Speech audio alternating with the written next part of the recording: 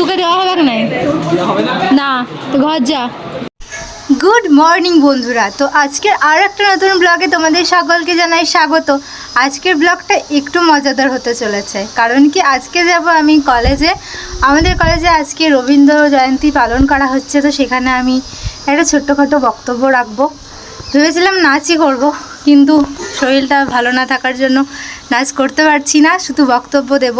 পড়ে যাব কি করব কি না করব সব আজকে এই ভিডিওতে শেয়ার করব, তোমরা শুধু দেখতে থাকো। তো দেখা যাক কি শাড়ি পরে যায়, কি রঙের শাড়ি পরে যায়। তো চলো তাড়াতাড়ি রেডি হয়ে নেওয়া যাক, কারণ সকাল অনেকটাই হয়ে গেছে, এখনও কলেজে যেতে হবে, রেডি হতে পারিনি। তাড়াতাড়ি করে রেডি হয়ে নিই। তো এই যে আমি ফাইনালি রেডি হয়ে গেছি, পুরো সাদা রঙের শাড়ি আর লাল রঙের একটা কুর্তি টাইপের ব্লাউজ। এই যে আমাকে কেমন লাগছে তোমরা অবশ্যই আমাকে কমেন্টে জানিও। তো এখন অনেক দেরি হয়ে গেছে, তাড়াতাড়ি বেরোতে হবে, তো চলো তাড়াতাড়ি বেরিয়ে যাওয়া যাক। তো ফাইনালি কিছুটা হেঁটে আসার পর একটা টোটো পেয়েছি, আর টোটোটা করে কলেজে চলে যাই। কিন্তু টোটোটা এত আস্তে আস্তে চলছিল যে আমি হেঁটে গেলে হয়তো তাড়াতাড়ি পৌঁছে যেতাম, কিন্তু যেটা পেয়েছি এখন সেটাতেই কাজের কাজ চালাতে হবে, কিছু তো করার নেই।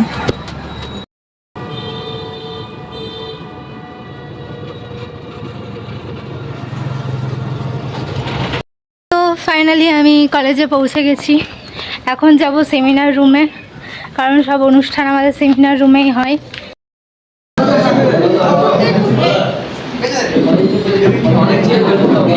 কেমন আছেন? ভালো আছেন?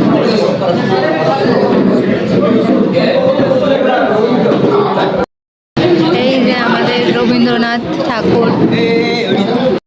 সেই গান শুনি প্রফুল্লিত তরুণদলে তরুণ তরুণী অসর। কলেজে এসে বসার কিছুক্ষণ পরেই আমাদের কলেজে অনুষ্ঠান শুরু হয়ে যায়। এখন আমাদের এখানে হবে প্রদীপ প্রজ্বলন।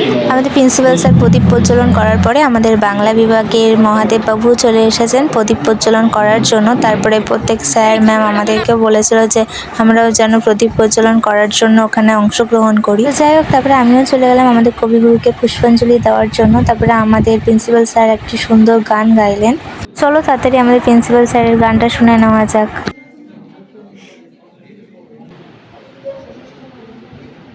আলো হাতে চলিয়াছি আধারে যাত্রী গ্রহ তারা নদী। স্যারের গান শেষ হওয়ার পরে আমাদের বাংলা বিভাগের মহাদেব স্যার একটু কিছু বক্তব্য দিয়েছিলেন, তো চলো সেটাও একটু শুনে নেওয়া যাক। বর্ষপূর্তি উপলক্ষে যে জয়ন্তী উৎসব হয়েছিল, সেখানে শরৎচন্দ্র মানপত্র অর্পণ করতে গিয়ে কবিকে সার্বভৌম কবি বলে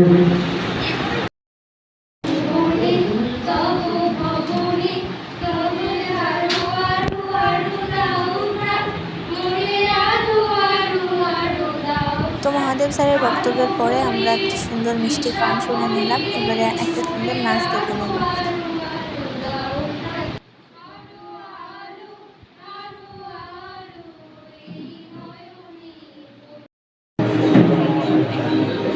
সাউন্ড একটু বাড়ান।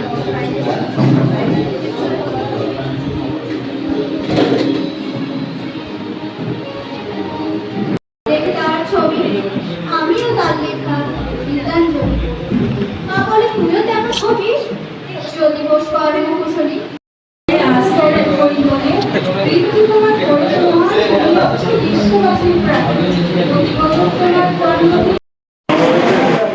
শ্রদ্ধেয় অধ্যক্ষ মহাশয়, আমার প্রাণের শ্রদ্ধেয় অধ্যাপক ও অধ্যাপিকাবৃন্দ এবং উপস্থিত সহপাঠী ও বন্ধুরা, সকলকে জানাই আন্তরিক শুভেচ্ছা।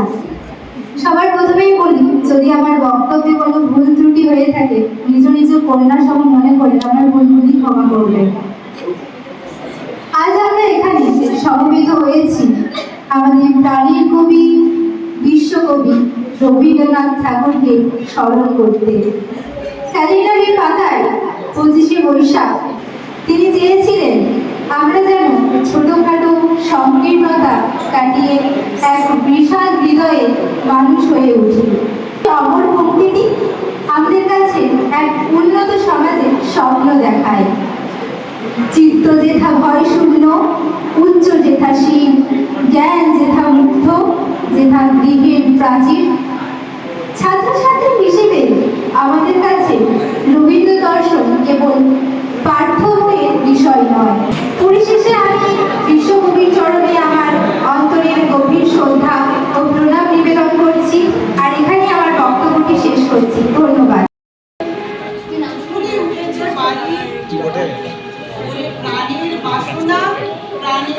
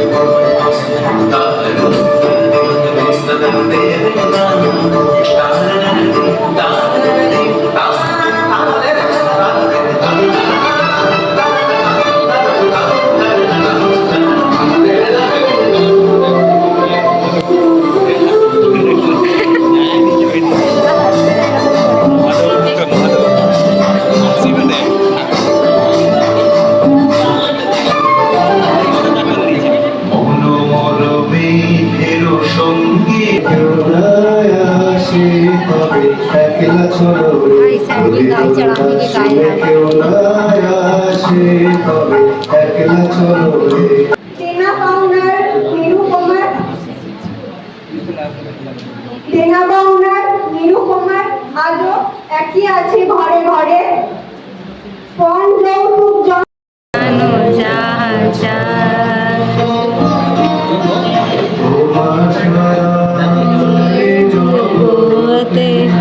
গা গা একটু ও আর গাইবে না একটু।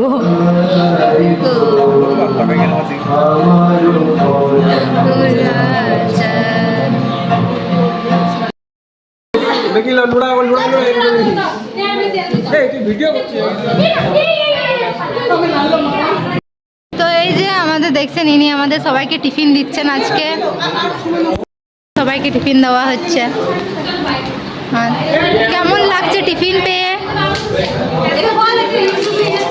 সরি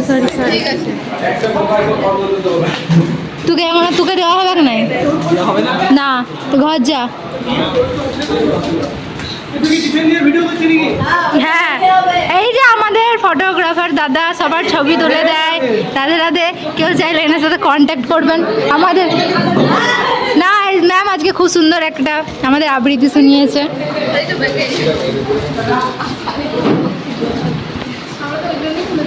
কত কর্মী, এই ছেলেটাকে কে ডেকেছে এক চাপল। প্রোগ্রাম শেষ হলো, এখন বাইরে প্রোগ্রাম চলছে, ফটো সেশন প্রোগ্রাম। তো চলো তোমাদের একটু ফটো সেশন প্রোগ্রামটা দেখাই। দুজন গাছের সাথে চিপকে গেছিলো, চিপকু আন্দোলন। এখানে গ্রুপ ফটো তোলা হচ্ছে।